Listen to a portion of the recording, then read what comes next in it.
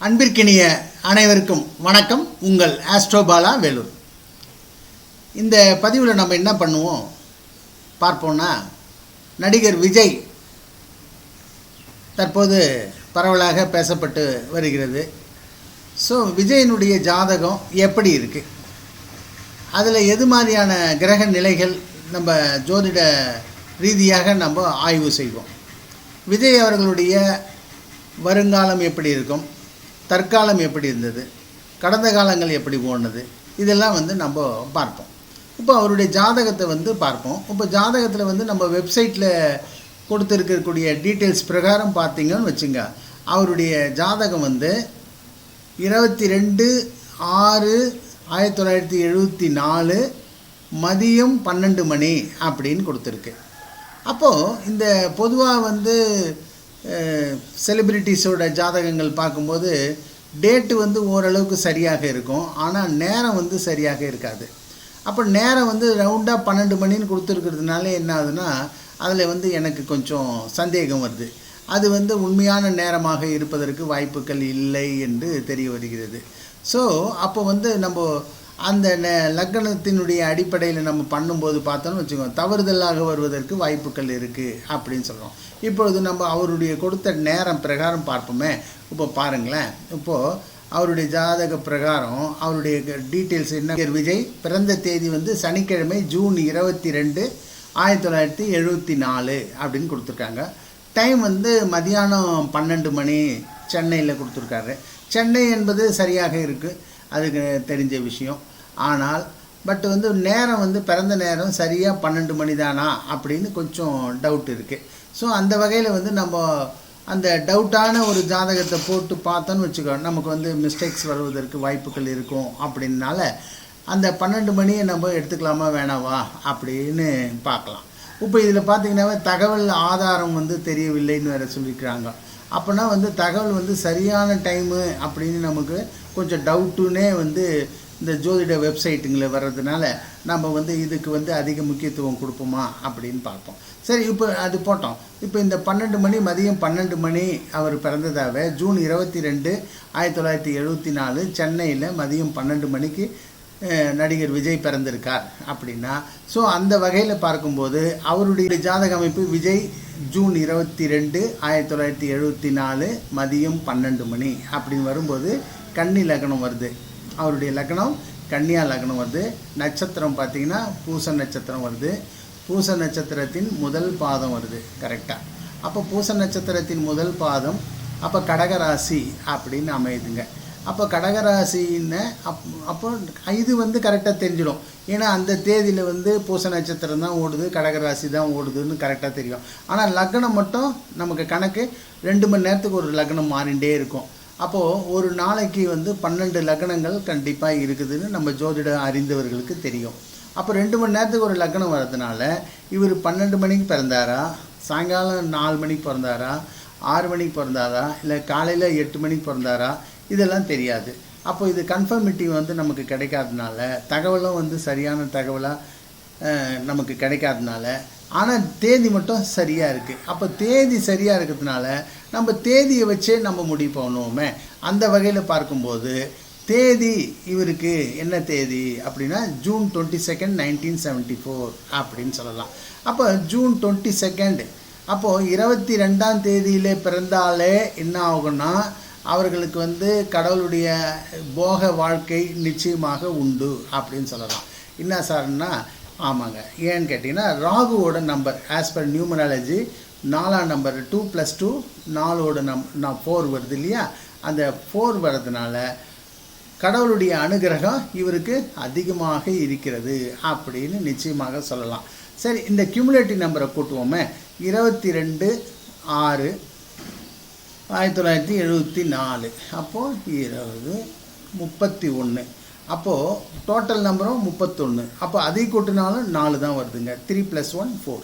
அப்போது இவர் பாருங்கள், birth number as well as cumulative number 2 நம்பருமே 4 முடியுறதுனால கண்டிப்பாக ராகுனுடைய ஆதிக்கம் இந்த ஜாதகத்தில் இருக்குதுன்னு நம்ம டெஃபினட்டாக சொல்லிடலாம். அதுக்கு தகுந்த மாதிரியே பார்த்தீங்கன்னா அவருடைய ஜாதகத்தில் பாருங்கள், நீங்களே பாருங்கள், ராகு உச்சம் பெற்று இருக்கிறார். ராகு அதிபயங்கரமான உச்சம் பெற்றிருக்கிறார் அப்படின்னு சொல்கிறோம்.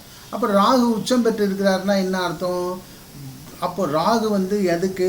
போகத்திற்கு அதிபதி, லக்ஸூரியஸ் லைஃபுக்கு அதிபதி, கம்ஃபர்ட் ஜோனில் இருக்கிறாரு, ரொம்ப ஜாலியான லைஃப் ஓடும், நல்ல சொஃபிஸ்டிகேட்டட் லைஃப் இருக்கும், ஆடம்பரமான வாழ்க்கை இருக்கும் அப்படின்னு கண்டிப்பாக சொல்லிடுறோம். அப்போ அதே மாதிரி இவருடைய நடிகர் விஜயோட வாழ்க்கை உங்களுக்கே தெரியும். ஏன்னா அவர் வந்து இளமையிலையும் கஷ்டப்படலை.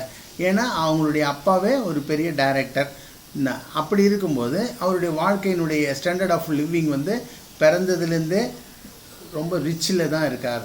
அப்போது அவருடைய வாழ்க்கை முழுக்க கண்டிப்பாக ரிச்சாக தான் இருப்பார் அப்படின்னு இந்த ராகு ஒன்றே போதுங்க அவரை பற்றி சொல்கிறதுக்கு. அப்போ அவருடைய ஜாதகத்தில் ராகுவினுடைய நிலைமை பார்த்திங்கன்னா ரொம்ப சிறப்பாக பியூட்டிஃபுல்லாக இருக்குது. ராகு உச்சம் பெற்றிருக்கிறார் அப்படின்னு சொல்லலாம்.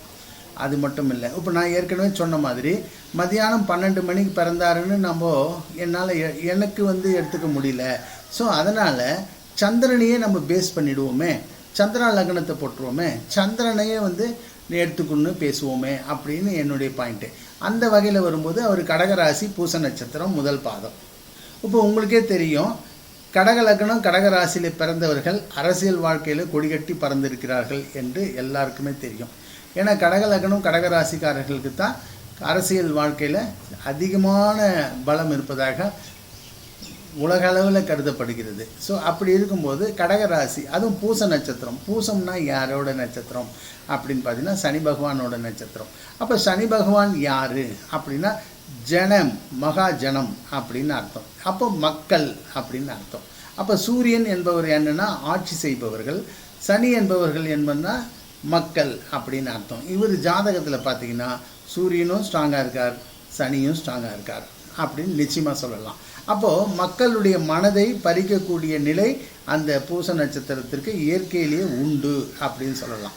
அது மட்டும் இல்லைங்க, அந்த இடத்துல யார் இருக்கிறார் அப்படின்னு பார்த்தீங்கன்னா சந்திரனோட செவ்வாய் இருக்கிறார். அப்போ அங்கே நீச்ச செவ்வாய் தானே, அவர் போய் என்னத்தை பலம் செய்வார் அப்படின்னு ஒரு சிலர் நினைப்பீங்க. அவர் நீச்சம் வந்தாலும் நீச்சபங்க ராஜயோகத்தை பெற்றிருக்கிறார். அதுதான் பெரிய பவர்ஃபுல். அப்போது பார்ப்பதற்கு அமைதியாக இருந்தாலும் அவருடைய செவ்வாய் வந்து கண்டிப்பாக பெரும் சௌகரியங்களையும் சந்தோஷங்களையும் மகிழ்ச்சியையும் மற்றற்ற நிலையையும் கொடுக்கிறது. எப்படி இதை சொல்லலாம் அப்படின்னா, செவ்வாய் என்பவர் யார் அப்படின்னு பார்த்தீங்கன்னா இந்த லக்னத்திற்கு 5க்கும் 10க்கும் அதிபதி. அப்போ 5ஆம் இடம் என்பது நம்மளுடைய அபிலாசைகள், ஆசைகள், காதல், மகிழ்ச்சி, சந்தோஷம், பூர்வ புண்ணியம், இப்படி சொல்லிக்கொண்டே போகலாம். அந்த வகையில் பார்க்கும்போது 5ஆம் இடத்தினுடைய அதிபதியே ஓடி வந்து லக்னத்திலே உட்காருவது எவ்வளவு பெரிய யோகம். அப்போது 5ஆம் அதிபதி ஓடி வந்து லக்னத்திலே, அதாவது சந்திரா லக்னத்திலே உட்காந்து, இப்போ நான் வந்து கன்னி லக்னத்தையே மறந்துட்டேன். ஏன்னு கேட்டிங்கன்னா டைம் வந்து நமக்கு ஃபிக்ஸிட்டி தெரியாததுனால ஏன் நம்ம கன்னி லக்னத்தை எடுத்து குழப்பிக்குவானே. சந்திரன் வந்து கன்ஃபார்ம், அது எல்லாருக்கும் தெரியும், அந்த தேதியில் சந்திரன் அங்கே தான் இருக்காருன்னு. அதனால் அந்த சந்திரனை பேஸ் பண்ணி நான் முடிவு பண்ணிட்டேங்க. ஸோ அப்போது அந்த சந்திரா லக்னத்தில் வந்து 5க்குரிய செவ்வாய் ஓடி வந்து சந்திரா லக்னத்தோடு உட்காந்துவதே ஒரு பெரிய யோகம். அப்போது மனசில் என்ன நினைக்கிறோமோ அது நடக்கும். அப்போ மனம் வந்து நினைப்பது கண்டிப்பாக நடக்கும் அப்படின்னு நிச்சயமாக சொல்லிடலாம். அப்போ மனம் எது என்ன நினைக்கிறோமோ அது நிச்சயமாக நடக்கும். அப்போ அபிலாசைகள், ஆசைகள் அனைத்துமே நிறைவேறும் அப்படின்னு நிச்சயமாக சொல்லலாம். அதுவும் ஆசைகள் எப்படி இருக்குது, அந்த இடத்துல ராகு வேற உட்காந்துருக்கார். அப்போ ராகு உட்காரும்போது உயர்ந்த நிலை, பிரம்மாண்டம் அப்படின்னு சொல்லுவாங்க. அப்போ பிரம்மாண்டமான ஆசைகள் இருந்தால் நிச்சயமாக நிறைவேறும். அதுக்கு ஓகே, நல்லா புரிஞ்சுக்கிங்க. அடுத்தபடியாக 10ஆம் அதிபதி லக்னத்தில் இருக்கிறார். 10க்கு 5க்கும் 10க்கும் கேந்திர திரிகோணாதிபதிகள் லக்னத்திலே, அதுவும் லக்னாதிபதியோட சந்திரா லக்னத்திலே அமைந்திருப்பது பெரும் யோகத்தை தரும் அப்படின்னு தெரியும். சந்திரமங்கல யோகம் அப்படின்னு ஒரு பெரிய ராஜயோகத்தை தருகிறது. அப்போ சந்திரமங்கல யோகம் என்றால் என்னன்னா பூமியை அரசாளக்கூடிய யோகம், பூமி லாபம் அப்படின்னு அர்த்தம். அப்போ பூமி லாபம் என்றால் என்னென்னா பூமியை நிறைய பூமி ப்ராப்பர்ட்டிஸ் அக்வயர் பண்ணுறதுக்கு வாய்ப்பு உண்டு, அந்த பூமியை ரூல் பண்ணுவதற்கும் வாய்ப்பு உண்டு அப்படின்னு சொல்லக்கூடிய ஒரு நிலையும் இந்த ஜாதகத்தில் இருப்பதாக கருதப்படுகிறது. சரி, அது போட்டங்க. இப்போது இது இப்படி பார்க்கும்போதே நல்லா தெரியுது. அடுத்தபடியாக இந்த ஜாதகத்தில் ஒரு பெரிய ராஜயோகம் ஒளிந்திருக்கிறது அப்படின்னு சொல்லலாம். என்ன ஒளிந்து இருக்கிறது அப்படின்னா 6ஆம் அதிபதி 8ஆம் அதிபதி 12ஆம் அதிபதி சம்பந்தம் இருக்கிறது. அதாவது துர்ஸ்தானாதிபதிகளுடைய சம்பந்தம் ஏற்படும் போது விபரீத ராஜயோகத்தை தருகிறது. பொதுவாகவே 6ஆம் அதிபதி 8ல் இருந்தால் விபரீத ராஜயோகம், 8ஆம் அதிபதி 12ல் இருந்தால் விபரீத ராஜயோகம், 12ஆம் அதிபதி 6 8ல் இருந்தால் இப்போ விபரீத ராஜயோகம்னு சொல்லுவோம். ஆனால் இவர் ஜாதகத்தில் பார்த்தீங்கன்னா 3 துர்ஸ்தானாதிபதிகளாகிய 6 8 12க்குரிய அதிபதிகள் இணைந்து சம்பந்தம் பெற்றிருக்கிறார்கள் அப்படின்னு சொல்லலாம். இப்போ 6ஆம் இடத்தினுடைய அதிபதியாகிய குரு பகவான் 8ஆம் இடத்தில் இருக்கிறார். 8ஆம் இடத்தினுடைய அதிபதியாகிய சனி பகவான் 12ஆம் வீட்டில் இருக்கிறார். சந்திரா லக்னத்துக்கு எல்லாமே அப்போது நீங்கள் இந்த லக்னத்தை மறந்துடணும். என்ன சந்திரா லக்னத்திற்கு பார்க்கும்போது சந்திரனுக்கு 12ல் 8ஆம் இடத்தினுடைய அதிபதி சனி அங்கே ஒளிந்திருக்கிறார். அதோடு இல்லை, கூடவே 12ஆம் அதிபதியோடு இணைந்திருக்கிறார். அப்போ 12ஆம் அதிபதியாகிய புதனும் 6ஆம் அதிபதியாகிய குருவும் 8ஆம் அதிபதியாகிய சனியும் சம்பந்தம் பெறுகிறார்கள். அப்போ புதனும் சனியும் இணைந்து 12லே தங்கி 6ஆம் அதிபதியாகிய குருவினுடைய பார்வை இவர்கள் 2 பேர் மேல் படுது. அப்போ என்ன ஆகும்? அதிபயங்கரமான விபரீத ராஜயோகத்தை திடீர் என்று எதிர்பார்க்காத நேரங்களிலே எதிர்பார்க்காத யோகங்களை தரக்கூடியது தான் இந்த யோகம் அப்படின்னு சொல்லலாம். ஸோ அப்போது எதிர்பாராத நேரங்களில் எதிர்பாராத யோகங்களை எதிர்பாராமல் பெறக்கூடியது தான் இந்த யோகம் அப்படின்னு சொல்லலாம். அப்போது இது ஆக்சிடென்டல் யோகா அப்படின்னு சொல்லுவாங்க, விபரீத ராஜயோகம் அப்படின்னு சொல்லுவாங்க. அப்போது அப்பேற்பட்ட விபரீத ராஜயோகம் இந்த ஜாதகத்தில் இருக்குது. நல்லா பாருங்கள். சரி, அடுத்தபடியாக இவருடைய ஜாதகத்தில் பார்த்தீங்கன்னா 4க்கும் 11க்கும் ஆதிபத்தியம் பெற்ற சுக்கிர மகாதசை ஓடிங்குதுங்க. அதுவும் இப்போ சுக்கிர மகாதசையில் என்ன புத்தி ஓடுதுன்னா ராகு புத்தி ஓடுதுங்க. அப்போ ராகு யார்? நம்ம இப்போ தான் பார்த்தோம். உச்சம் பெற்ற ராகு, திரிகோணத்திலே உட்கார்ந்த ராகு, பஞ்சமஸ்தானத்திலே உட்கார்ந்த ராகு, மனசினுடைய அபிலாசைகளை தரக்கூடிய ராகு. இப்பேற்பட்ட ராகு எங்கே உட்காந்துருக்கு? கரெக்டாக 5ஆம் இடத்துல இருக்குது. அது யாரோட தசையில்? சுக்கிர மகா தசையில். அது சுக்கிரன் எங்கே இருக்கார்? லாபஸ்தானத்தில் இருக்கார். அதாவது சந்திரனுக்கு லாபஸ்தானத்திலே 11லே சுக்கிரன் இருக்கிறார். இப்போ உங்களுக்கு தெரியும், கேதுவோடு இணைந்து இருக்கிறாரே, இது எப்படி சார்? அப்போ சுக்கிரன் கேது இணைந்தால் பெண்கள் கிட்ட வெறுப்பு ஏற்படுமே அப்படின்னு சில ஜோதிடர்கள் சில ஜாதகங்களில் நம்ம அனலைஸ் பண்ணுவோம். உண்மைதான், இல்லைன்னு சொல்ல. ஆனால் இந்த இடத்துல சுக்கிரனுக்கும் கேதுக்கும் உள்ள கேப் பாருங்கள், பிட்வீன் பாருங்கள். அப்போது சுக்கிரன் 2 டிகிரி சம்திங்கில் இருக்கார். கார்த்திகை 2ஆம் பாதத்தில் இருக்கிறார். ஆனால் கேதுவோ எங்கே இருக்கிறார் அப்படின்னு பார்த்தீங்கன்னா மிருகசீரிஷம் 1 பாதத்தில் இருக்கிறார். அப்போது 2 பேருக்குமே நடுவில் பார்த்தீங்கன்னா 23 டிகிரி வேரியேஷன்ஸ் இருக்குது. 24 டிகிரியே வேரியேஷன்ஸ் இருக்குது அரவுண்டு. அப்போது அவ்வளோ வேரியேஷன் இருக்கும்போது அப்போது கேதுவோட அஃபெக்டு கண்டிப்பாக இல்லை என்று நிச்சயமாக சொல்லலாம். கண்டிப்பாக. அப்போ சுக்கிரன் தனித்து இயங்கக்கூடியார். அதுவும் சுக்கிரன் யாரோட சாரத்தில் இருக்கிறார்? கிருத்திகா நட்சத்திரம் சாரம். கிருத்திகா நட்சத்திரம் எது? லக்னத்திற்கு 2ஆம் அதிபதி சூரியனுடைய சாரம். அப்போ 2ஆம் இடத்துக்கும் குருவினுடைய பார்வைப்படுகிறது. 2ஆம் இடத்தினுடைய அதிபதியாகிய சூரியனையும் குரு பார்க்கிறார்.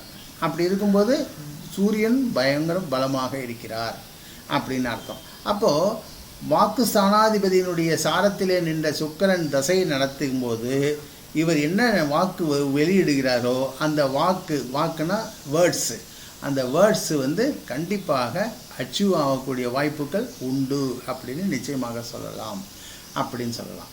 ஸோ இப்படியாக இந்த தசா காலங்கள் பார்க்கும்போது சுக்கிர மகா தசை 2033 வரைக்கும் ஓடும். அதுக்கப்புறம் தசை சூரிய தசை. அப்போ சூரிய தசை கண்டிப்பாக அதுவும் சிறப்பான தசையாக இருக்கும் அப்படின்னு நிச்சயமாக சொல்லலாம்.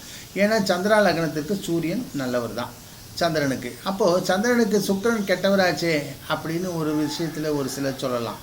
இருந்தாலும் சூரியனுடைய காலில் இருக்கிறதுனால பயப்பட வேண்டிய அவசியம் இல்லை. அது இல்லாமல் இந்த கடந்த 10 வருடங்களாகவே சுக்கிர மகாதசை ஓடி இருக்கு.